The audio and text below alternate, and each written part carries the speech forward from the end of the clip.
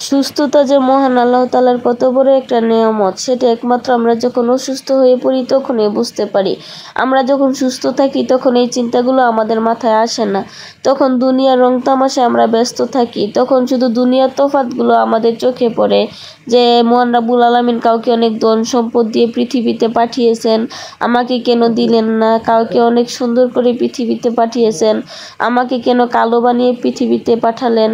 শুধু এই তফাৎগুলো আমাদের চোখে পড়ে, অথচ মহান রাব্বুল আলামিন যে আমাদেরকে এত সুন্দর করে প্রত্যেকটা অঙ্গ প্রত্যঙ্গ সুস্থ করে দুনিয়াতে পাঠিয়েছেন, সেটার জন্য কি আমরা একবারও শুকরিয়া আদায় করি? একবারও করি না।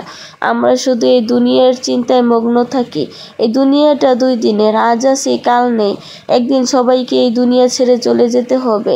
এই চিন্তাগুলো যখন অসুস্থ হয়ে পড়ি তখনই আমাদের মাথায় কাজ করে। যখন সুস্থ থাকি তখন আমরা দুনিয়ার রং তামাশায় ব্যস্ত থাকি। হ্যালো এভরিওয়ান, আসসালামু আলাইকুম। কি অবস্থা সবার, কেমন আছেন? আশা করি যে যেখানে আছেন অনেক ভালো আছেন, সুস্থ আছেন। দোয়া করি মহান রাব্বুল আলামিন সবাইকে অনেক ভালো রাখুক, সুস্থ রাখুক। আমি আপনাদের দোয়া আল্লাহর মতো আগে থেকে একটু সুস্থ আছি। মহান রাব্বুল আলামিনের দরবারে লাখ লাখ শুকরিয়া জানাই যে আল্লাহ তাআলা আবার আমার ভালোবাসার মানুষগুলোর কাছে আমাকে ফিরিয়ে দিয়েছেন। আসলে অসুস্থ হয়ে পড়ার পর মানসিকভাবে এতটা ভেঙে পড়ছিলাম, মনের মাঝে সবসময় একটা ভয় কাজ করতো, আমি কি পারবো আবার আমার ভালোবাসার মানুষগুলোর কাছে ফিরে যেতে? আল্লাহ তাআলা কি আমাকে সুস্থ করে দেবেন? তো আপনাদের দয়ায়, আল্লাহর অসীম কৃপায় এখন মোটামুটি আগের থেকে একটু সুস্থ আছি। যখন অসুস্থ হয়ে পড়ছিলাম তখন সবচেয়ে বেশি কষ্ট হতো আমার ছেলেটার জন্য। ভাবতাম আজকে যদি আমার কিছু হয়ে যায় আমার ছেলেটাকে কে দেখবে? হয়তোবা আমার হাজবেন্ড বিয়ে করবে, সে তার জীবনসঙ্গী পাবে, কিন্তু আমার ছোট বাচ্চাটা, সে তো এতিম হয়ে যাবে। মায়ের ভালোবাসার মতো পৃথিবীতে আসলে কিছুই নেই। যে তাকে যতই ভালোবাসুক, কিন্তু মায়ের ভালোবাসাটা সে সব সময় মিস করবে। একজন সন্তানকে কিন্তু মায়ের থেকে বেশি কেউ ভালোবাসতে পারে না, সেটা যেই হোক না কেন। যদি বলেন তার বাবা, সেও পারে না। মায়ের ভালোবাসার সাথে কোনো ভালোবাসারই তুলনা হয় না। আবার আমি নিজেও যখন অসুস্থ হয়ে পড়ি তখন আমি ছুটে আসি আমার মায়ের কাছে। তখন মনে হয়েছিল যদি মায়ের কাছে আসি তাহলে মনে হয় আমি তাড়াতাড়ি ভালো হয়ে যাব, সুস্থ হয়ে যাব। মায়ের সেবা যত্নে আল্লাহ তাআলা যদি সহায় থাকেন তাহলে।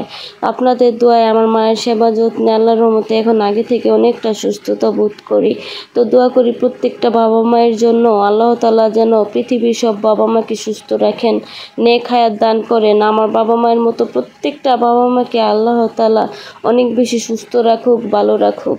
বর্তমানে বাংলাদেশের অবস্থা খুবই খারাপ। প্রত্যেকটা ঘরে ঘরে এখন মানুষ অনেক বেশি অসুস্থ হয়ে পড়ছে।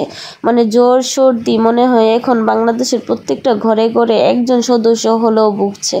সিজনালি কোনো প্রবলেম কিনা জানি না, আসলে মানুষ এত বেশি অসুস্থ হয়ে যাওয়ার কারণগুলো জানি না। আমি দেখি আমার বাড়িতে আসার পরে প্রত্যেকটা ঘরে আমার পাড়া প্রতিবেশীদের মানে 2-4 জন করে জ্বর সর্দিতে ভুগছেই। আমার ঘরে তো সবাই অসুস্থ, প্রায় আমি, আমার মা বাবা, আমার ভাই বোন যারা আছে, আমার ছেলে, মোটামুটি সবাই সর্দি জ্বরে আক্রান্ত। তো দোয়া করি আল্লাহ তাআলা যেন আমার পরিবারের পাশাপাশি প্রত্যেকটা মানুষকে এই সুস্থতা দান করেন, সবাইকে সব রকম রোগ ব্যাধি থেকে রক্ষা করেন, সবাইকে সব রকম বালা মুসিবত থেকে রক্ষা করেন। তো আজকের মতো বিদায় নিচ্ছি। সবাই ভালো থাকবেন, সুস্থ থাকবেন। দেখা হবে নতুন কোনো ভিডিওতে। আল্লাহ হাফেজ।